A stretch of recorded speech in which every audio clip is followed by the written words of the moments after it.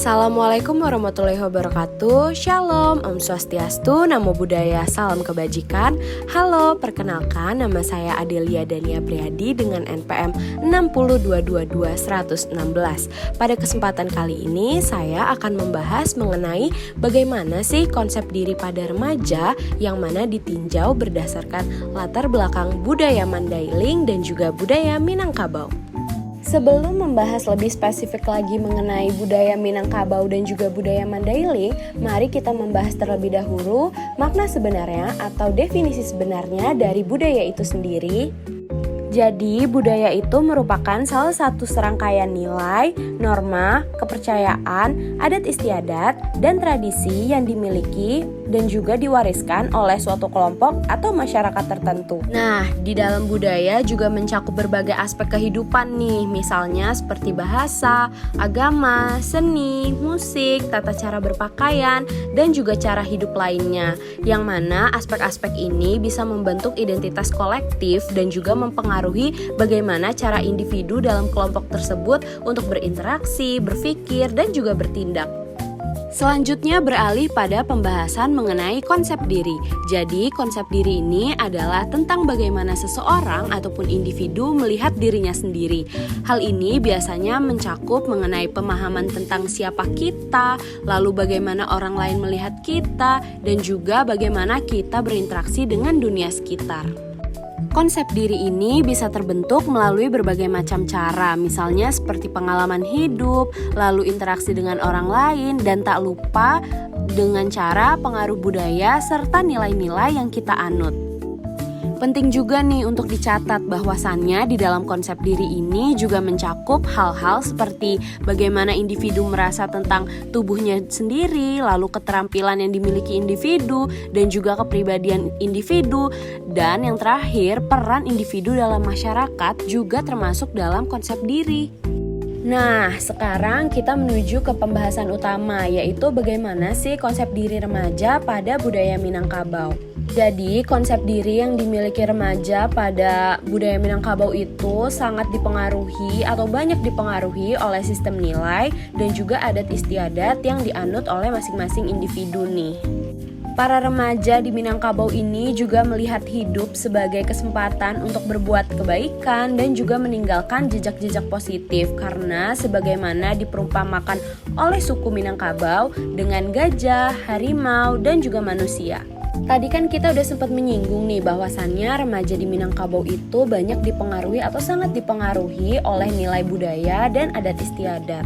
Nilai-nilai budaya dan juga adat istiadat tersebut meliputi yang pertama nilai-nilai budaya dan adat istiadat, yang kedua sistem matrilineal, yang ketiga peran perempuan dan bundokan duang. Mari kita bahas nilai-nilai tersebut secara satu persatu. Yang pertama nilai budaya dan adat istiadat. Pada masyarakat Minang berpandangan bahwasannya hidup pada hakikatnya itu bersifat baik. Oleh karena itu, tujuan hidup adalah berbuat kebaikan atau memberikan jasa kepada orang lain. Sebagaimana perumpamaan yang mereka berikan yaitu hiduik bajaso, mati bapusako. Mereka juga mengibaratkan hidup dengan peribahasa gajah mati meninggalkan gadiang, harimau mati meninggalkan baling, manusia mati meninggalkan namo. Dari pepatah tersebut mengisyaratkan bahwasannya hidup adalah menghasilkan. Setiap individu harus bekerja dan produktif sewaktu ia masih hidup, sehingga dapat meninggalkan sesuatu apabila telah meninggal dunia. Selanjutnya beralih pada sistem matrilineal. Terdapat 3 poin, yaitu yang pertama, remaja laki-laki dituntut untuk lebih mandiri baik dalam bentuk finansial maupun bentuk personality. Selanjutnya ada raso pareso yang artinya rasa dan juga periksa. Aspek ini melahirkan remaja memiliki sikap positif dan juga objektif, penuh perhitungan dan mempertimbangkan yang matang dalam berbuat dan melakukan sesuatu hal. Yang terakhir menanamkan rasa malu dan juga hina jika harga dirinya jatuh karena melakukan hal yang bertentangan dengan nilai-nilai dan norma adat yang ada di dalam masyarakat. Lalu yang terakhir ada peran perempuan dan bundokan duang. Terdapat 3 aspek. Yang pertama, hiduik baraka baukua joba jangko. Artinya, sebagai orang Minang harus mempunyai rencana yang jelas dan juga perkiraan yang tepat. Yang kedua, ada baso basi malu jo sopan. Artinya, sebagai orang yang memiliki adat Minang mengutamakan sopan santun dalam pergaulan. Serta yang terakhir ada tegang raso. Jadi tegang raso ini memiliki arti di dalam pergaulan yang baik, kita harus tetap dan penting menjaga perasaan orang lain. Selanjutnya beralih kepada konsep diri remaja pada budaya Mandailing. Jadi di budaya Mandailing ini konsep remajanya juga dipengaruhi oleh sistem sosial dan kultural. Dan ternyata hampir sama atau mirip kayak budaya Minangkabau, bahwasannya sistem adat matrilinealnya ini berperan dalam membentuk kepribadian, terutama pada remaja laki-laki.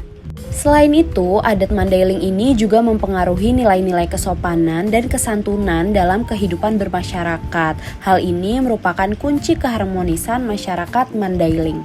Seperti yang sudah disebutkan di depan, bahwasannya terdapat 3 kunci konsep diri yang diterapkan oleh remaja Mandailing. Yang pertama ada kekerabatan dan solidaritas, yang kedua sikap hormat terhadap perbedaan, lalu yang ketiga keberanian dan kehormatan. Masyarakat Mandailing dikenal sebagai masyarakat yang memiliki jiwa sosial yang sangat tinggi. Sebagai masyarakat yang mayoritas menganut agama Islam, suku ini memandang kekerabatan sesama saudara seiman sangatlah penting. Hal ini dapat dibuktikan dengan meninjau partisipasi masyarakat dalam menghadiri takjiah, mengadakan pengajian, menghadiri kemalangan atau melayat, dan juga mengunjungi orang yang sedang sakit. Lalu yang kedua ada sikap hormat terhadap perbedaan. Jadi sikap hormat terhadap perbedaan yang dimiliki remaja Mandailing ini adalah meliputi sikap menghargai keberagaman budaya, adat, dan pandangan hidup yang dimiliki oleh remaja Mandailing tersebut. Tentu saja sikap ini mendorong toleransi yang kuat, pemahaman, dan keberagaman dalam berinteraksi dengan remaja Mandailing.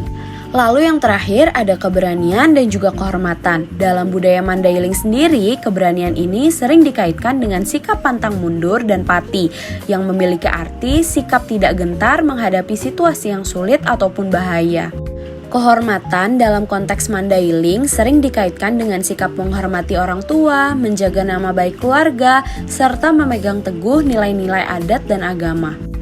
Berikut terdapat referensi yang saya gunakan. Terima kasih.